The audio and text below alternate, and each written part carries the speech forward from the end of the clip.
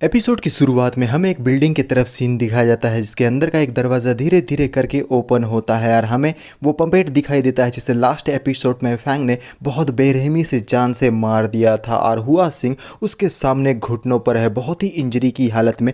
वो कहता है कराते हुए कि आखिर तुम्हें मुझसे क्या चाहिए, और इस बंदे की तरफ से कोई भी रिस्पॉन्स नहीं मिलता क्योंकि ये तो सिर्फ एक पपेट है। फैंग अंदर आते हुए कहता है कि ये बस मेरी हेल्प करने के लिए यहाँ पर आया है और कोई भी सवाल का जवाब ये नहीं देने वाला। लेकिन मुझे तुमसे मिलकर बहुत अच्छा लगा, मेरा नाम है ये फैंग। मैं अच्छी तरीके से जानता हूँ कि ये समय इन सब बातों के लिए बिल्कुल भी सही नहीं है, लेकिन मैं चाहता हूँ कि तुम मेरी सारी बातों को सुनो। तो क्या अब मैं तुम्हें अपनी बातें बताऊं? तुम्हारे पास में सिर्फ दो ही ऑप्शन है। पहला ऑप्शन है कि तुम अपने खून का कसम खाकर मेरे सर्वेंट बन जाओगे, और दूसरा ऑप्शन ये है कि अगर तुम्हें पहला ऑप्शन मंजूर नहीं है तो तुम्हें इसकी तरह मेरा ब्लड स्लेव पपेट बनना होगा। हुआ सिंह फैंग को देखते हुए कहता है ये तो काफी इंटरेस्टिंग है, और अपने घुटनों पर आ जाता है और अपने सर को झुकाकर कहता है कि अगर तुम्हारा स्लेव बनने से मेरी जान बच सकती है तो चाहे इसके लिए मुझे कोई भी कर्ज क्यों ना चुकाना पड़े, मैं उसे चुकाने के लिए तैयार हूं। लेकिन साथ में वो अपने हाथों से कुछ स्पेल भी कास्ट करते हुए बोलता है कि जल्दी से ओपन हो जाओ, और एक बहुत ही बड़ा धमाका दिखाई देता है स्मोक का। चारों तरफ धुआं ही धुआं। क्या हुआ सिंह के साथ इसके बारे में कोई भी जानकारी नहीं, लेकिन हमारा फैंग उस धुएं की वजह से खांसने लगता है। लेकिन हम हुआ सिंह को देखते हैं जो विंडो को तोड़कर बाहर की तरफ में जंप कर चुका है। पीछे की तरफ में मुड़कर देखते हुए परेशान होकर अपने मन में कहने लगता है तो ये है फैंग, ये तो सचमुच में बहुत ही ज़्यादा डेंजरस है, मुझे इसके बारे में फोर्थ सन को वार्निंग दे देना चाहिए। और फैंग उसे भागता हुआ देखकर मुस्कुराते हुए कहने लगता है कि वो तो सचमुच में इतने हाइट से जंप कर गया। चलो ठीक है, कोई बात नहीं, वैसे भी वो कौन सा मेरे हाथों से बचकर आ जाएगा। और पपेट भी पीछे पीछे हुआ सिंह के जंप कर लेता है उसे पकड़ने के लिए। हुआ सिंह बड़े तेजी से जमीन की तरफ जा रहा है, उसके पीछे में पपेट भी बड़े तेजी से हुआ सिंह का पीछा कर रहा है। हुआ सिंह अपने हाथों पर नुकीलेदार एक वेपन को लिए हुए उस पपेट को देखकर अपने मन में कहता है कि तुम हमारे क्लैन को बिट्रे करने के लिए रिग्रेट करोगे। ये वेपन जिस पर रस्सी या चेन बंधा हुआ है सीधा बिल्डिंग पर मारता है, और इससे इसका डायरेक्शन अब चेंज होने लगा है। किसी दूसरे रूम पर हुआ सिंह एंट्री ले लेता है विंडो को तोड़कर, और हमारा पपेट बड़ी ही तेजी से बेवकूफों की तरह हुआ सिंह को देखते हुए जमीन की ओर आगे बढ़ रहा है। हुआ सिंह पपेट के ऊपर में एक अटैक करता है। पपेट थोड़ा सा चौंक जाता है। अटैक जैसे ही लगता है पपेट का बैलेंस अनस्टेबल होने की वजह से वो परकटे परिंदे की तरह नीचे की ओर गिरने लगता है। हुआ सिंह के बॉडी से रेड एनर्जी निकल रही है, और फैंग ये सब कुछ देखकर मुस्कुराते हुए कहता है भाग ले, तुझे जितना भागना है तू भाग ले, मैं देखना चाहता हूँ कि आखिर तेरे क्लैन के लोग कहाँ पर छुपे बैठे हैं। सीन एक यॉट की तरफ दिखाया जाता है जहाँ अंदर के रूम में हमें हुआ सिंह अपने घुटनों पर लैंग के सामने में दिखाया जा रहा है, और हुआ सिंह थोड़ा सा घबराते हुए बोलता है मास्टर। लैंग इसकी बातों को काट कर कहता है कि एल्डर्स तुम्हारे इस काम से बहुत ज्यादा डिसअपॉइंट होंगे, तुम्हें कई सारी अपॉर्चुनिटीज प्रोवाइड की गई थी, एक कैनन फोडर होने के बावजूद भी तुम्हें 5 स्पिरिट यूज करने का मौका मिला था। ये सारी बातें बोलते हुए हुआ सिंह के ऊपर में एक बहुत ही खतरनाक अटैक कर देता है, जिसकी वजह से हुआ सिंह के मुंह से बहुत ज्यादा खून निकलता है। लैंग कहता है इतने सारी चीजें करने के बावजूद भी तुम भाग कर यहाँ आ गए, तो क्या तुम अपना पे बैक ऐसे करोगे? निकल जाओ यहाँ पर से, अगर तुम फैंग को ठिकाने नहीं लगा सकते तो दोबारा यहाँ लौट कर मत आना। लेकिन ये क्या, हुआ सिंह की आंखों को देखो, वो रेड हो चुकी है, जैसा लगता है कि वो भी अब हमारे फैंग का पपेट बन चुका है। हुआ सिंह खड़े हो जाता है, उसके बॉडी से रेड एनर्जी निकल रही है। लैंग मुड़कर देखकर हंसते हुए कहता है कि फैंग मुझे मालूम था कि ये तुम ही हो। लैंग अपना पाम अटैक हुआ सिंह के ऊपर में कर देता है, जिसका इम्पैक्ट हमें यॉट के बाहर दिखाई देता है। बहुत ही भयंकर इम्पैक्ट है, जिस वजह से हुआ सिंह की बॉडी छितर बितर हो चुकी है, लेकिन वो धीरे धीरे करते हुए एनर्जी के तौर पर दोबारा से रीजनरेट होने लगता है। उसका बॉडी अभी हाफ ही रीजनरेट हुआ था, और लैंग उसे देखकर कहता है कि मैं काफी ज्यादा सरप्राइज हूं कि तुम अभी भी अपने आप को रिवाइव कर पा रहे हो इतने बड़े अटैक को झेलने के बावजूद भी। ये ब्लैक रेड एनर्जी स्माइल करते हुए बोलता है कि ये तो ऑब्वियस सी बात है कि मैं फैंग हूं, मैंने नहीं सोचा था कि तुम अपने खुद के सबऑर्डिनेट के साथ इतने ज्यादा रूथलेस बिहेव करते हो, मुझे ये काफी ज्यादा पसंद आया। लैंग दोबारा से अटैक करता है। इस बार तो इस रेड ब्लैक एनर्जी का हालत और भी ज्यादा खराब हो चुका है, और वो पूरी तरीके से डिसअपेयर हो जाता है। और लैंग ये सब कुछ देखते हुए बोलता है कि मेरे पास तुम्हारे लिए ऐसी बकवास की बातों करने के लिए बिल्कुल भी टाइम नहीं है। वो दिन दूर नहीं है जब तुम अपनी इस पपेट की तरह एक कॉर्पस में तब्दील हो जाओगे मेरे हाथों से। इस लड़के फैंग का टेलीपोर्टेशन स्किल बाकी लोगों के मुकाबले में डिफरेंट है, इसके बारे में मुझे हेडक्वार्टर को जल्दी से जल्दी रिपोर्ट करना होगा। सीन उस बिल्डिंग की तरफ दिखाया जाता है जहां एपिसोड की शुरुआत हुई थी। फैंग अपने हाथों पर ग्लास लिए हुए सामने का नजारा को देखकर स्माइल करते हुए बोलता है जितना मैं समझ पाया हूँ फोर्थ सन इजी एनिमी तो बिल्कुल भी नहीं है, उसके आइडियाज काफी ज्यादा इंटरेस्टिंग है। वुल्फ आते हुए कहता है कि मास्टर जिन लोगों का ध्यान रखने के लिए आपने कहा था उन्हें प्रोटेक्शन में रख दिया गया है, तो क्या अब हम लोग इस जगह से जा सकते हैं? फैंग कहता है कि क्लैन ने हम लोगों को इतने अच्छे वाइन प्रोवाइड कराए हैं, तो क्यों ना इस वाइन का मजा लिया जाए। वुल्फ कंफ्यूज होकर बोलता है कि आप इस वक्त में वाइन ड्रिंक करना चाहते हैं? फैंग कहता है कि बिल्कुल सही, आज रात को कई सारे इवेंट्स होने वाले हैं, तो आज रात को तुम्हें वाइन का मजा ले लेना चाहिए। सीन दिन के समय में रेड डायमंड नाइट क्लब की तरफ दिखाया जाता है। मोटू कहने लगता है कि ये अब मेरा रेड डायमंड नाइट क्लब हो चुका है, जिसे मेरी फैमिली ने अब ऑन कर लिया है। ऑब्वियस सी बात है कि तुम सारे लोगों को अब से मेरी बात सुननी होगी। मोटू कंटिन्यूअसली बातें बोलने लगता है इन कर्मचारियों को, और ये सब कुछ देखते हुए वुल्फ परेशान होकर अपने मन में कहता है कि वो लगभग 1 घंटे से बोले जा रहा है। वुल्फ अभी भी मोटू को देख रहा है यार। मोटू जाता है गिलास के पास जिस पर पानी रखा हुआ है, उठाकर उसे पीने लगता है। वुल्फ उसे थपकी मार कर कहता है कि यहाँ कस्टमर आ चुके हैं, तो तुम्हें साइड हट जाना चाहिए। मोटू के मुंह से तो पानी ही निकल जाता है। वुल्फ आगे की तरफ में बढ़ता है। पीछे की तरफ से मोटू बोलता है कि आखिर तुमने मुझे इतनी जोर से क्यों मारा? वुल्फ सामने वाले बंदे से कहता है कि आखिर तुम यहाँ पर क्या करने के लिए आए हो? और ये है टोपी मास्टर झाओ, जो कि रेड डायमंड नाइट क्लब में अपनी एंट्री ले चुका है, यानी कि अब मुसीबत आने ही वाली है। मोटू अपने मुंह से पानी को साफ करते हुए कंफ्यूज होकर बोलता है कि आखिर ये कौन है यार? झाओ मुस्कुरा कर कहने लगता है कि मैं फैंग को ढूंढते हुए यहाँ पर आया हूँ। सीन फैंग के घर के तरफ शिफ्ट होता है। सोफे में बैठा हुआ फैंग मुस्कुराते हुए झाओ को देखता है। झाओ अपने पास से एक लेटर निकाल कर देते हुए मुस्कुरा कर कहता है कि मास्टर फैंग, ये हमारे एल्डर्स ने कहा था मुझे आपको देने के लिए। क्लैन बस आपको इसके द्वारा ये बताना चाहता है कि जैसा वो दिखता है दरअसल वैसा वो है नहीं यार। फैंग मुस्कुराते हुए बोलता है तो मुझे बताओ कि आखिर तुम किसे बिलोंग करते हो? झाओ कहता है कि मैं बस आपको इतना बता सकता हूँ कि मैं लैंग फैमिली को तो बिलोंग नहीं करता। फैंग कहता है कि वुल्फ मैसेज मुझे मिल चुका है, तो क्यों ना मिस्टर झाओ को तुम बाहर तक छोड़कर आओ। वुल्फ झाओ को रास्ता दिखाते हुए बोलता है चलिए मैं आपको बाहर तक छोड़कर आता हूँ। सीन अनसियान और लैंग की तरफ दिखाया जाता है। लैंग कहता है आगे बढ़ते हुए कि सियान मेरे साथ में चलो, मैं तुम्हारी मदद कर सकता हूँ। सियान बड़े ही गौर से उसकी सारी बातों को सुनती है, और तभी एक रूम से लेडी निकलकर चिल्लाते हुए बोलती है बेड नंबर 7 का फैमिली मेंबर कौन है? पेशेंट को सर्जरी करवाने की जरूरत है, अब हम इन्हें ज्यादा कंजर्वेटिव थेरेपी दे नहीं सकते। ये सारी बातों को सुनकर सियान चौंक जाती है, बेचारी परेशान होती है। फिर वो लैंग की तरफ आगे भागकर पीछे मुड़कर उस लेडी से कहने लगती है कि मैं सर्जरी के लिए तैयार हूँ, प्लीज आप मेरी मदर का जल्द से जल्द सर्जरी कीजिए, मैं पैसे लेकर आ रही हूँ। सियान लैंग के सामने में जाकर उसे रोकते हुए बोलती है कि मैं तुम्हारे साथ जाने के लिए तैयार हूँ, लेकिन तुम्हें मेरी मदर के जो कुछ भी सर्जरी का बिल होगा उसका पेमेंट करना होगा। लैंग कहता है ठीक है मैं उसका बिल पेमेंट कर दूंगा, लेकिन तुम मुझे ये बताओ क्या तुम जानती हो कि मैं कौन हूँ? सियान कहती है कि मुझे इसकी परवाह नहीं है, अभी मुझे हर हालत में अपनी मॉम को बचाना है, चाहे इसके लिए मुझे अपनी जान दांव पर क्यों ना लगानी पड़े। लैंग मुस्कुरा कर कहता है कि बहुत बढ़िया, मुझे तुम काफी पसंद आई। सियान अपने मन में कहती है कि चाहे इसमें मेरी मौत ही क्यों ना हो जाए फैंग, मैं तुम्हें इन सारी चीजों में बिल्कुल भी नहीं घसीटूंगी, तुम चिंता मत करो। फैंग अपनी एबिलिटी को यूज करके एक चीज क्रिएट करके बोलता है कि जल्दी से जाओ और उसके ऊपर में निगरानी रखो और अच्छी तरीके से देखो कि इस बंदे के पीछे में कौन है जो उसे कंट्रोल करता है। एनर्जी के अंदर से कुछ बटरफ्लाई या मक्खी टाइप का एक चीज बाहर निकलता है जो उड़ते उड़ते विंडो को क्रॉस करके बाहर के तरफ में जा चुका है। और बाहर में वुल्फ कहता है मिस्टर जाओ, आपके क्लैन में शायद कई सारे लोग हैं जिनके हाथों में डोर है। जाओ कहता है तुमने बिल्कुल सही कहा, ये एक बहुत ही बड़ा ग्रुप है, यहाँ पर अलग अलग तरह के लोग हैं, लेकिन मेरा आपसे रिक्वेस्ट है कि आज की मीटिंग को आप सीक्रेट रखिए। वुल्फ अपने मन में कहता है क्या मुझे इसे बता देना चाहिए कि वांगी ऑफ द लीफ लोगों को इन सारी चीजों के बारे में अच्छे से पता है, क्योंकि उन लोगों ने कैमराज यहाँ पर इंस्टॉल करके रखे हुए हैं। कार के अंदर बैठा हुआ जाओ कहता है मिस्टर जू, आपने जो टास्क के लिए मुझे असाइन किया था मैंने उसे कंप्लीट कर दिया है, क्या सचमुच में फैंग आपके लिए इतना ज्यादा इंपॉर्टेंट है? मिस्टर जू कहता है कि मैं काफी सालों से क्लैन के अंदर में हूँ, कई सारे लोग फुदक कर बाहर आ जाते हैं यहाँ वहां से, लेकिन मैंने ऐसा बंदा आज तक नहीं देखा जो फैंग के साथ में कॉम्पीट कर सके। अभी शायद तुम्हें कुछ समझ में ना आए, लेकिन बहुत जल्द तुम सारी चीजों को देखकर समझ जाओगे कि मेरे कहने का मतलब क्या था। झाओ कहता है ठीक है आपकी बातों को मैं समझ गया, लेकिन क्या होगा जब सारे लोगों को यह बात पता चल जाएगी कि फोर्थ सन का प्लान लीक हो चुका है? मिस्टर जू कहते हैं कि मैं बिल्कुल भी गलत नहीं हूँ, फोर्थ सन बहुत जल्द फैंग के हाथों जान से मारा जाएगा और ये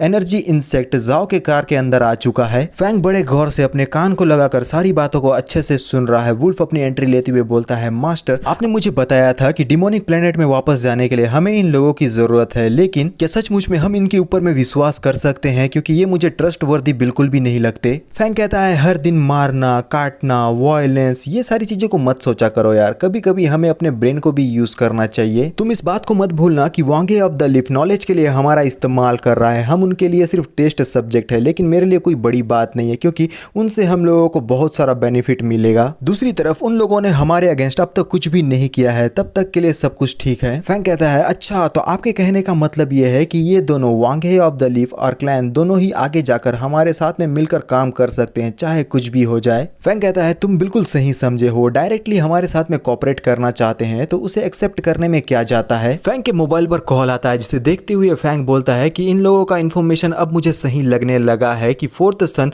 सियान को किडनैप करके मुझे ब्लैकमेल करेगा। फैंग सियान को कॉल लगाता है जो अनरीचेबल बता रहा है और वुल्फ से फैंग कहता है कि जल्दी से जाकर सियान को प्रोटेक्ट करो, अगर उसे थोड़ा बहुत भी स्क्रैच लगा होगा तो तुम्हें वापस आने की बिल्कुल भी जरूरत नहीं है। सियान को लेकर बहुत सारी मिस्ट्रीज है, मुझे उसे भी सॉल्व करना है। वुल्फ हंसते हुए बोलता है ठीक है, मैं जल्दी से जाकर उसे प्रोटेक्ट करता हूँ। लेकिन फैंग गुस्से में आ चुका है, वो अपने मन में कहता है कि ये बंदा सचमुच में सियान को मेरे अगेंस्ट में यूज करने का ट्राई कर रहा है। भले ही सियांग हुआन नहीं है लेकिन फिर भी कोई भी उसे टच नहीं कर सकता, कोई भी नहीं। सिन हॉस्पिटल की तरफ दिखाया जाता है जहाँ सियांग अब स्लैंग के पीछे पीछे जा रही है, अपने हाथों में एक पेपर लिए हुए। फ्लैशबैक में याद करती है जहाँ पर वो डोर के बाजू में बैठी हुई है बेबस और लाचार। वो बोलती है कि मॉम प्लीज आप अपने आप को सेफ रखना। सियांग रोते हुए चौंक कर सामने की तरफ देखती है, लैंग उसके सामने में है। वो बोलता है कि तुम्हें बहुत ज्यादा पैसों की जरूरत है और सियांग कहती है कि हाँ मुझे पैसे चाहिए। लैंग अपने मन में कहता है क्या फैंग इसकी मदद नहीं कर रहा। सियांग बताती है कि मैंने अपने बहुत सारे रिलेटिव से पैसे उधार ले लिए हैं, अब मैं इन्हें और ज्यादा परेशान नहीं कर सकती। लैंग शांत होकर विदाउट एक्सप्रेशन सियांग को देखने लगता है। सीन हॉस्पिटल के बाहर दिखाई देता है जहां पर एक धासु कार सामने में आ रुकी है। वहां पर से हमारा वुल्फ बाहर निकलकर तेजी से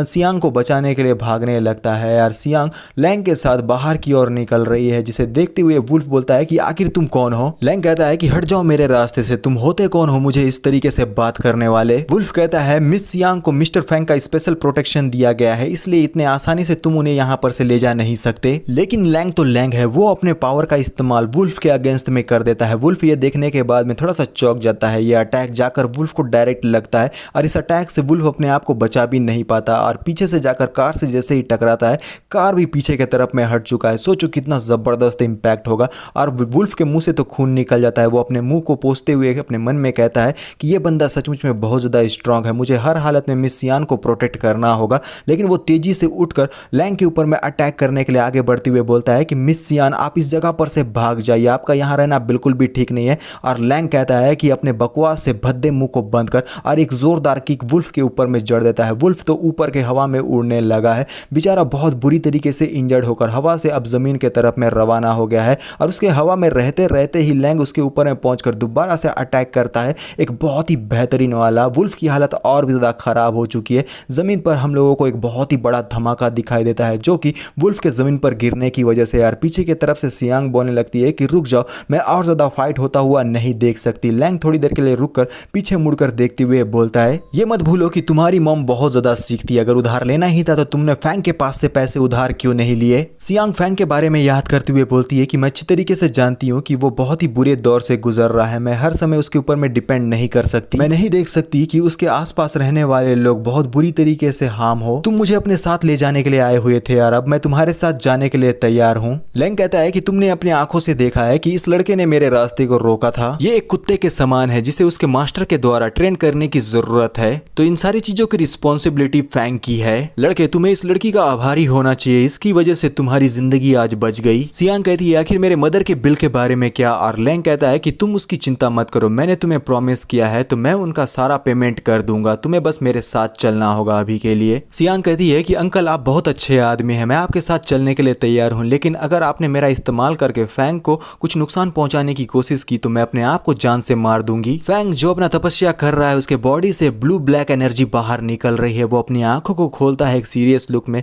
फैंग के पीछे में हमें रेड डार्क एनर्जी से बना हुआ एक ह्यूमन दिखाई देता है। फैंग उठते हुए अपने मन में कहता है ब्लड स्लेव का रेप्लिकेंट जान से मारा गया, मुझे अपने एनर्जी को वापस लेना होगा ताकि मैं फोर्थ सन का सामना कर सकूं। फैंग का मोबाइल बजता है। फैंग फोन उठाते हुए बोलता है क्या आखिर तुम ये क्या बकवास की बातें बोल रहे हो। लैंग तुम मेरी बातों पर यकीन करो, तुम अब बहुत बुरी मौत मरने वाले हो। फैंग ब्लू ब्लैक एनर्जी में तब्दील होकर तेजी से लैंग की तरफ आगे बढ़ जाता है। सीन यॉट की तरफ दिखाया जाता है जहां लैंग फैंग का बेसब्री से इंतजार कर रहा था और फैंग इस जगह पर अपनी एंट्री दे चुका है। लैंग कहता है कि फाइनली हम दोनों का आमना सामना हो ही गया। फैंग कहता है कि भले ही ये हमारा फर्स्ट मुलाकात है लेकिन आज तुम्हारी मौत तो तय है। लैंग कहता है क्या सचमुच में तुम्हारे अंदर इतना स्किल है कि तुम मुझे जान से मार सको। फैंग तेजी से लैंग के ऊपर में अटैक करने के लिए आगे बढ़ते हुए बोलता है कि जो मैं बोलता हूँ वो मैं ज़रूर करता हूँ। और लैंग कहता है कि बहुत बढ़िया, मुझे तुम्हारा यह कैरेक्टर बहुत ज़्यादा पसंद आया, मैंने स्पेशली तुम्हारे लिए कब्र तैयार करके रखा हुआ है, तो आ जाओ, मैंने काफ़ी समय से इसका इंतज़ार किया था। फैंग जंप करके यॉट के अंदर में आ चुका है और सामने की तरफ में जैसे ही वो देखता है वो बहुत बुरी तरीके से चौंक जाता है। हमें सियान फूलों के बिस्तर में सजी धजी लेटी हुई नजर आती है। फैंग इसे देखकर अपने मन में कहता है कि वो अभी भी सांसें ले रही है, आखिर ये बंदा यहाँ क्या करना चाहता है। दूसरी तरफ सजी धजी लिन भी रस्सियों से बंधी हुई एक खंबे पर दिखाई देती है, बहुत ही खूबसूरत दिखाई दे रही है लिन सोते हुए। लैंग धीरे धीरे करके इन सारी चीजों के ऊपर से पर्दा हटा रहा है और फिर एक बक्से के पास में जाकर उसके पास से भी पर्दा को हटाता है, जिसके अंदर कॉफिन में हमारा वुल्फ मौजूद है। और देखकर हंसते हुए लैंग बोलने लगता है कि देखो, मैंने ये सारी चीजों को तैयार किया है, लेकिन उस गद्दार जाओ ने मेरे प्लान के कई सारे पार्ट को तुम्हारे सामने में रिवील कर दिया, लेकिन बाकी का जो सरप्राइज मैंने तुम्हारे लिए तैयार किया था उसके बारे में उसके पास कोई भी इंफॉर्मेशन नहीं था, जिसलिए वो सारी बातें तुम्हें नहीं बता पाया। फैंग गुस्से में बोलता है कि आखिर तुम क्या करना चाहते हो, मुझे सही सही बताओ। लैंग कहता है कि मैं उस मैरिज को फिनिश करना चाहता हूँ जो बहुत पहले अधूरा रह गया था। तुम इस मैरिज के फ्यूनरल ऑब्जेक्ट हो और इस मैरिज को कंप्लीट करने वाले भी। फैंग गुस्से में दांत पीसते हुए बोलता है कि तुम गोस्ट मैरिज करवा रहे हो, क्या तुम्हारा दिमाग ठिकाने पर तो है। लैंग ठाके मारकर हंसते हुए बोलता है कि इस बार तुम्हारे साइड में कोई भी नहीं है फैंग, यहाँ तक कि जून और बाय फैमिली भी नहीं, क्योंकि मैंने उन लोगों से डील करने के लिए अपने लोगों को भेज दिया है। फैंग अपने सेथ वेपन को निकालते हुए बोलता है जो कुछ भी मैंने डिमोनिक प्लेनेट में फेस किया है उसके मुकाबले में तुम्हारी ये सारी चीजें बिल्कुल भी कुछ नहीं है, तो चलो मेरे से फाइट करने के लिए तैयार हो जाओ। लैंग कहता है कि आज का दिन लिन और गोंगयुन का वेडिंग डे होने वाला था, मानता हूँ कि बहुत सारी चीजें चेंज हो गई है, लेकिन जो होना था आज वो होकर ही रहेगा। वो लड़की जो तुम्हारे साथ हमेशा रहती थी उसे मैंने डाउरी के तौर पर तैयार किया है। फैंग अटैक करने के लिए आगे बढ़ते हुए कहता है कि आज मैं तुझे जान से मार कर ही रहूंगा, लेकिन जैसे ही फैंग उसके ऊपर में अपने सेथ वेपन से अटैक करता है, लैंग का साथी अटैक को ब्लॉक करते हुए कहता है मिस्टर फैंग, आप सिर्फ एक दर्शक है, आपको कोई मूवमेंट नहीं करना चाहिए, वरना आपकी जल्दबाजी की वजह से ये पूरा बोट डूब सकता है। लेकिन फैंग बहुत ही ज्यादा गुस्से में है, वो अपने demonic slang weapon ghost sword को यूज करता है इस बंदे के ऊपर। इस बंदे की हालत बहुत खराब हो जाती है, एक ही वार में इसके बॉडी पर बहुत ही गहरा अटैक फैंग ने कर दिया है, जिससे ये अपने आप को नहीं बचा पाता। और फैंग उससे सीरियस आवाज में बोलता है कि हट जाओ मेरे रास्ते से, वरना तुम लोगों में से कोई भी जिंदा नहीं बचेगा। तभी पीछे की तरफ तीन लड़कियां जंप करके फैंग के ऊपर अटैक करने के लिए आगे बढ़ने लगती है यार। हमारा स्पिरिट बीस्ट भी अपनी एंट्री दे देता है यार। दोनों ही बहुत ही सीरियस और गुस्से भरी निगाह से इन तीनों को देखते हैं। स्पिरिट बीस्ट तो बहुत जोर से रॉर करता है, जिससे ये तीनों लड़कियां बहुत बुरी तरीके से इंजर्ड हो जाती हैं, इनके मुंह से खून निकलने लगता है यार। तीनों जमीन पर धराशायी। और फैंग बोलने लगता है कि तुम लोगों के लिए अच्छा यही होगा कि तुम सारे के सारे मेरे रास्ते से दूर हट जाओ। लेकिन एक एक्स लिया हुआ बंदा जंप करता है फैंग के ऊपर में अटैक करते हुए बोलता है कि तुम ही फैंग हो और आज मैं तुम्हारा खात्मा करके ही रहूंगा। लेकिन फैंग अपने शैडो से इसके ऊपर में अटैक करते हुए बोलता है कि तुम सारे के सारे बहुत ज्यादा अनोइंग हो। फैंग अपना ट्रम्प कार्ड यूज करते हुए जितने लोगों को उसने अभी जमीन पर धराशायी किया है, सारे लोगों की लाइफ एनर्जी को अब्सॉर्ब करने लगता है, जिससे ये सारे के सारे लोग बहुत बुरी तरीके से चौंक जाते हैं यार। कंफ्यूज होकर बोलने लगते हैं कि आखिर ये उनके बॉडी के साथ में क्या हो रहा है। तुम लोगों ने जो किया है उसके परिणाम तो अब तुम्हें भुगतने ही होंगे। सारे लोग दर्द में कराहने लगते हैं और फैंग एक डेविलिश लुक में देखते हुए बोलता है कि सचमुच में तुम अपने सबॉर्डिनेट्स की बिल्कुल भी परवाह नहीं करते। और लैंग मुस्कुराते हुए बोलता है कि इन कामों के लिए इन्हें मैं पे करता हूँ, ये मरे या जिए इससे मेरा कोई भी वास्ता नहीं है। फैंग मुस्कुराते हुए कहता है चलो कोई बात नहीं, वैसे भी तुम्हारे लोगों को मारने के बाद मुझे काफी अच्छा लगा। फैंग अपनी demonic slaying technique demon child ability को यूज करता है, यानी कि डिमोनिक चाइल्ड अब अपनी एंट्री लेने वाला है। और फिर हमारा चाइल्ड बहुत ही बड़ा हो गया है यार। पहले तो एकदम बेबी के समान दिखता था, एकदम क्रीपी हंसी के साथ वो अपनी एंट्री दे चुका है यार, फिर से फाइट करने के लिए तैयार। एक तरफ है फैंग और दूसरी तरफ है लैंग और उसके साथी, जो कि यहाँ पर पैसे लेकर फैंग का खात्मा करने के लिए आए हैं। और डिमोनिक चाइल्ड अपने ककून से बाहर निकल देता है पागलों की तरह हंसते हुए यार। जैसे ही जमीन पर लैंड करता है पीछे में हमें एक बहुत ही बड़ा धमाका दिखाई देता है। फैंग भी अब इन लोगों को देखने लगता है जो उसे मारने के लिए आगे बढ़ रहे थे, और एक ही शॉट में अपने शैडो को यूज करते हुए आसपास के ये जितने भी लोग हैं उन सबको बहुत बुरी तरीके से मार देता है यार। हमारा डिमोनिक चाइल्ड एक गंजे के ऊपर में कूदकर उसके सर को खाने लगता है, जिस वजह से ये गंजा तो बहुत ज्यादा फ्रस्ट्रेटेड हो जाता है। लेकिन डिमोनिक चाइल्ड जो उसके पीछे में अटैक करने के लिए आ रहे बंदे पर अपने पैरों से अटैक करके उसके मुंह से भी खून निकालकर मिडिल फिंगर को दिखा देता है। गंजे के सर से तो खून बहने लगा है और डिमोनिक चाइल्ड बहुत ही कमाल का दिखाई दे रहा है। लैंग ये सब कुछ देख रहा है और उसके साथी भी अभी भी कंटिन्यू जाकर फैंग के ऊपर और डिमोनिक चाइल्ड के ऊपर में अटैक कर रहे हैं। और फैंग अपने अपने शैडो को यूज करते हुए बोलता है कि चलो सारे के सारे आ जाओ क्योंकि तुम सब के सब मेरे खाना ही हो। स्पिरिट बीस्ट, फैंग और डिमोनिक चाइल्ड ने मिलकर इन सारे लोगों को धराशाही कर दिया है। हीरो की तरह ये एक जगह पर खड़ा और लैंग को घूर कर देखने लगते हैं। लैंग पीछे से बोलने लगता है कि आज सारी चीजें यहीं पर खत्म हो जाएगी। ये मेरे लिए बहुत ज्यादा सरप्राइजिंग था कि तुमने मेरे 100 लोगों को डिफीट कर दिया और अब तक सर्वाइव करके यहाँ सही सलामत मेरे सामने में खड़े हो। ये काफी ज्यादा इंप्रेसिव है। फिर अपनी एबिलिटी को यूज कर फैंग के ऊपर में अटैक करते हुए बोलता है कि तुम्हारे अंदर में वो एबिलिटी है जिससे तुम लेवल एस तक पहुंच सकते हो, लेकिन बुरी बात यह है कि तुम्हें चांस वो मिलेगा ही नहीं क्योंकि यहाँ का रियल लेवल एस मास्टर सिर्फ एक है यार, वो हूँ मैं। और अटैक हमारे फैंग की तरफ तेजी से बढ़ रहा है। फैंग उस अटैक को होता हुआ देखकर अपने शैडो को यूज करते हुए बोलता है कि ये तो बहुत ही अच्छी बात है, मैं काफी ज्यादा एक्साइटेड हूँ तुम्हारा सामना करने के लिए। एक तरफ है हमारा शैडो अटैक और दूसरी तरफ है लैंग का पाम अटैक। जैसे ही दोनों अटैक एक दूसरे से टकराते हैं बहुत ही कमाल का इम्पैक्ट हमें दिखाई देता है। दोनों ही अटैक एक दूसरे में मिल चुके हैं, लेकिन फैंग बहुत बुरी तरीके से चौंक कर बोलता है अपने मन में कि उससे डील करने के लिए ये बिल्कुल भी इनफ नहीं है। लेकिन लैंग का पाम अटैक फैंग के शैडो अटैक को ओवरपावर करके उसके ऊपर में अटैक करने के लिए आगे बढ़ चुका है और फैंग साइड में हटकर इस अटैक से अपने आप को बचा तो लेता है और लैंग अभी भी अटैक करते हुए बोलता है तुम्हारे लिए बड़े ही सौभाग्य वाली बात है कि मैं पर्सनली तुम्हारी जान को ले रहा हूँ। फैंग को ढकेलती हुई स्पिरिट बीस्ट उसके सामने में आ जाता है। फैंग थोड़ा सा चौंकता है कि स्पिरिट बीस्ट ये क्या कर रहा है। लैंग का पाम अटैक सीधे जाकर स्पिरिट बीस्ट को लगता है। स्पिरिट बीस्ट तो हवा में लहराते हुए पीछे के तरफ में जाने लगा है। उसकी ऐसी हालत को देखने लगता है डिमोनिक चाइल्ड और एक टक उसे ही देख रहा है और फैंग उससे कहता है कि तुम्हें अगर इसे खाना है तो तुम खा सकते हो, मैं कुछ भी नहीं बोलूंगा। डिमोनिक चाइल्ड जाकर स्पिरिट बीस्ट के मीट को खाने लगता है। फैंग साइड के तरफ में गुस्से में मुड़ते हुए कहता है कि मरने के लिए अब तैयार हो जा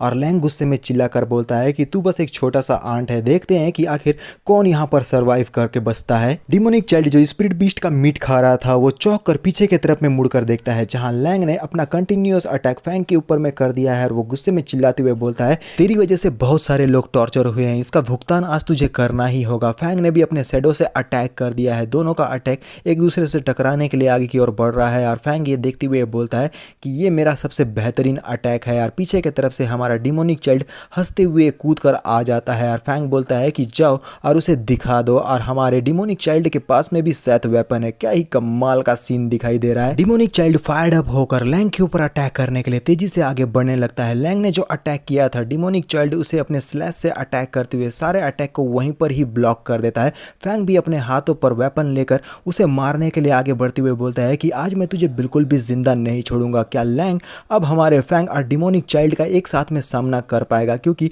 लैंग ने हमारे डिमोनिक चाइल्ड के ऊपर में भी अटैक करके उसे काफी ज्यादा इंजर्ड भी कर दिया इस सीन में। फैंग अपने स्वॉर्ड से लैंग के ऊपर में एक जोरदार अटैक कर देता है। लैंग भी पीछे नहीं हटने वाला है। वो अपने पाम से एक जबरदस्त अटैक फैंग के ऊपर में करता है। दोनों ही पीछे के तरफ में जाते हैं और दोनों के ही अटैक का इम्पैक्ट बहुत ही ज्यादा जबरदस्त था, लेकिन फैंग ने लैंग को बहुत ही गहरी इंजरी दे दी है। लैंग तो काफी स्ट्रगल करता हुआ दिखाई देता है। फैंग मुस्कुराते हुए बोलता है कि मैं इस बात को एडमिट करता हूं कि तुम काफी ज्यादा स्ट्रांग हो, लेकिन फिर भी आज जिसकी मौत होगी वो तुम हो। लैंग अपने हाथ को झंझोड़ते हुए कहता है कि काफी लंबा समय हो गया है कि मैंने किसी ऐसे स्ट्रांग बंदे से फाइट किया हो। अब मैं तुमसे फाइट करने के लिए काफी एक्साइटेड होता जा रहा हूं। फिर वो दोबारा से काउंटर अटैक करने के लिए अपने आप को तैयार करते हुए बोलता है आज से पहले मैंने ऐसे किसी बंदे का सामना नहीं किया जिसने मुझे फाइट के लिए सीरियस होने पर मजबूर कर दिया हो। तुम पहले ऐसे हो, तो चलो फिर अब मेरे इस अटैक का सामना करने के लिए अपने आप को तैयार कर लो। और अपने फिस्ट को तैयार करता है लैंग और बहुत ही कमाल का है ये अटैक, बहुत ही ज्यादा पावरफुल होने वाला है। फैंग भी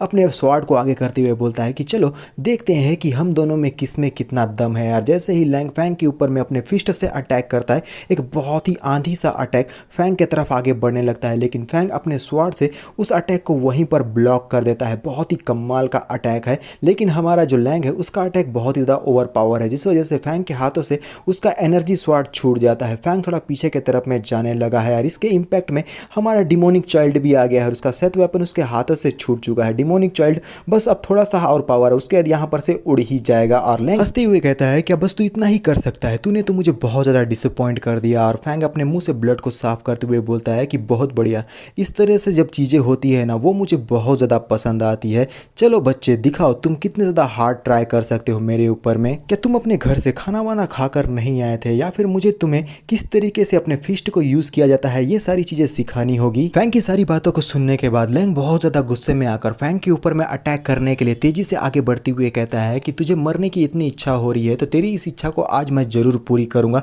और वो कंटिन्यू कंटिन्यूसली अपने फिस्ट से फैंग के ऊपर में बूम बाम करके अटैक करने लगता है। फैंग उसके हर अटैक को अपने बॉडी में लेने लगता है यार। जैसे ही लैंग रुक जाता है, फैंग हंसते हुए कहने लगता है, क्या बस इतना ही तेरे में दम था? मुझे ऐसा क्यों लग रहा है कि फोर्थ सन मिस्टर लैंग ने आज ब्रेकफास्ट नहीं किया है, जिस वजह से उनके अटैक का मेरे ऊपर में तो बिल्कुल भी कोई असर नहीं हो रहा। तो मिस्टर लैंग, क्या मैं आपके लिए कुछ नाश्ता वास्ता मंगवा दूं, जिसे खाने के बाद आप मेरा कुछ बाल वाल भी उखाड़ सकें? लैंग तो और भी ज्यादा गुस्से में आ जाता है यार। फिर से वो अपने पैरों से फैंग के ऊपर में अटैक करते हुए बोलता है कि आज मैं तुझे बिल्कुल भी जिंदा नहीं छोड़ूंगा। और इसका अटैक फैंग के जस्ट सर पर ही लगा है और फैंग ने अपने हाथों से ही उसके अटैक को रोक लिया है। मुस्कुराते हुए बोलता है कि मेरे ख्याल से आप अपना पूरा पावर को अभी भी इस्तेमाल नहीं कर रहे हैं। क्या यही आपका इतना पावर है? ये तो बहुत ज्यादा कम है। तो ठीक है, अब काउंटर अटैक करने की बारी मेरी है, तो तैयार हो जाओ मेरी इस अटैक का सामना करने के लिए। और एक ही अटैक में हमारे फैंग ने लैंग को पीछे के तरफ में ढकेल दिया है। लैंग तेजी की रफ्तार से लिन जिस खंबे पर बंधी हुई है उसी खंबे से अब टकराने वाला है। लेकिन लैंग कोई कमजोर खिलाड़ी नहीं है। वो अपने आप को संभाल कर हंसते हुए बोलता है कि बहुत बढ़िया, मुझे वो शिकार बहुत पसंद आते हैं जो फाइट बैक करते हैं, क्योंकि वो फाइटिंग को और ज्यादा इंटरेस्टिंग बना देते हैं।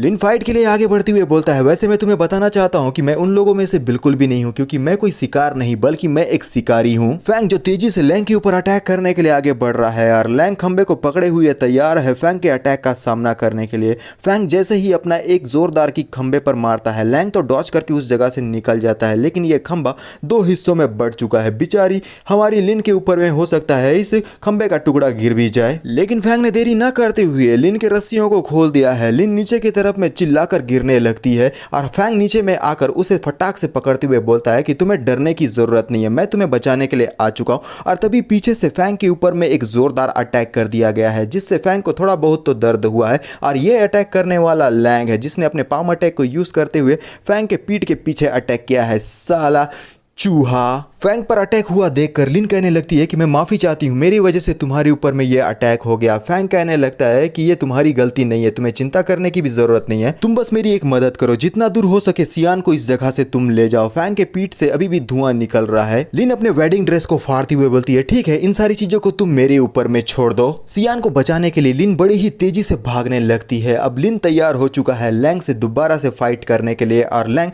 दोबारा से अटैक करते हुए बोलता है कि ये तुम्हारा ही प्लान था, वैसे अब तुम सारे लोगों को एक साथ यहीं पर मरना होगा। लैंग ने अटैक कर दिया है। फैंग अटैक को ब्लॉक करते हुए बोलता है कि जल्दी करो, सियान को इस जगह पर से दूर ले जाओ। लिन सियान को उठाने लगती है। लैंग अटैक करते हुए बोलता है कि तुम लोगों में से इस जगह पर से कोई भी बाहर नहीं जाने वाला, क्योंकि आज ये मैरिज कंप्लीट होकर ही रहेगा। फैंग लैंग के अटैक को ब्लॉक करके उसके नजदीक पहुंचकर अपने एल्बो से अटैक करते हुए बोलता है कि तुझे क्या लगता है कि तू जो सोच रहा है वे सब कुछ मैं होने दूंगा, तो तू पूरी तरीके से गलत है। ये सारी चीजें मेरे यहाँ रहते हुए तो बिल्कुल भी नहीं होने वाली। लेकिन लैंग भी कोई कच्चा खिलाड़ी नहीं है। वो हमारे फैंग के सर पर एक जोरदार अटैक करते हुए बोलता है कि तुझे अगर सच में ऐसा लगता है कि तू मुझे रोक पाएगा तो चलो ठीक है, सबसे पहले मैं तुझे ही ठिकाने लगा देता हूं। इस अटैक से फैंग की हालत खराब हो जाती है। उसकी आंखों और मुंह से खून निकलने लगता है। ऐसा लगता है कि फैंग अनकॉन्शियस हो रहा है और लैंग मुस्कुराकर आगे बढ़ते हुए बोलता है, तुम लोग अभी भी भागने की कोशिश कर रहे हो, लेकिन जिसकी शुरुआत हो गई है उसे तो खत्म करना ही होगा। ये विमेन जिसकी वजह से ये सारी प्रॉब्लम आज यहाँ पर हम लोगों को दिखाई दे रही है, उसे तो मैं ठिकाने लगा कर ही रहूंगा। और फैंग धीरे धीरे करके जमीन पर गिरने लगता है, लेकिन फिर अचानक से वो अपने आप को संभाल कर उठ जाता है और बहुत ही ज्यादा फ्रस्ट्रेटेड होते हुए कहता है, इतना ज्यादा वायलेंट लाइफ फोर्स का इस्तेमाल बहुत ही अच्छी बात है, मेरा डिमोनिक स्लेइंग टेक्निक इसे अब्सॉर्ब कर लेगा। फैंग ने लैंग के ऊपर में काउंटर अटैक कर दिया है। इस अटैक को साइड की नजरों से लैंग देखता है और फैंग उसके मुंह पर एक जोरदार मुक्का जड़ते हुए बोलता है कि तेरी इतनी हिम्मत कि तू मेरे लोगों को हर्ट करेगा, आज मैं तेरे जिंदा और पैदा होने पर तुझे रिग्रेट करवा कर ही रहूंगा। फैंग के पावरफुल अटैक की वजह से लैंग घसीटा मारकर पीछे की तरफ में जाता है। उसका पूरा बॉडी अनस्टेबल हो चुका है, लेकिन साइड में पड़े हुए डंडे को लैंग उठा लेता है और दोबारा से काउंटर अटैक करने के लिए तेजी की रफ्तार से फैंग की तरफ में आगे बढ़ता है और फैंग अपने एक ही हाथ से इस डंडे को पकड़कर रोक देता है, जिसे देखकर तो लैंग थोड़ा सा चौंक जाता है। वो बोलता है कि आखिर ये कैसे हो सकता है, सडनली तू इतना ज्यादा स्ट्रॉन्गर कैसे बन गया? माफ करना, ये स्टील का पाइप है। हमारा फैंग उस स्टील के पाइप को तो एक हाथ में पकड़ा हुआ है और दूसरे हाथ में अपने सेथ वेपन को समन करके स्माइल करते हुए बोलता है कि तुम्हारा ऑरा, जो कि एक एनर्जी का फॉर्म है, उसका इस्तेमाल मैं ऐसे कर सकता हूं जैसे कि वो तुम्हारा नहीं बल्कि वो मेरा हो। और क्या तुम्हें इससे भी ज्यादा मजेदार वाली बात मालूम है? तुम मेरे लास्ट स्टेप हो। लेवल एस में पहुंचने के लिए तुम्हें खत्म करने के बाद मैं ऑटोमेटिकली लेवल एस में पहुंच जाऊंगा और एक जोरदार अटैक फैंग लैंग के ऊपर में करता है, जिस वजह से लैंग की आंखें बड़ी बड़ी हो गई है। इस अटैक से शायद लैंग का यहीं पर खात्मा हो जाएगा और अब थोड़ा सा सीन शांत हो गया है क्योंकि हमारे फैंग ने लैंग का खात्मा कर दिया है। वो हमारी लिन और सियान की तरफ में जाने लगता है। सियान तो अभी भी अनकॉन्शियस पड़ी हुई है और लिन उसका ध्यान रख रही है यार। फैंग मुस्कुराकर आते हुए बोलता है कि देखो मैं वापस आ गया यार। इसी के साथ हमारा ये पार्ट भी यहीं पर खत्म हो जाता है। आई होप कि तुम लोगों को ये एपिसोड भी पसंद आया होगा। तो अभी के लिए बस इतना ही, मिलते हैं नेक्स्ट पार्ट में। तो बाय।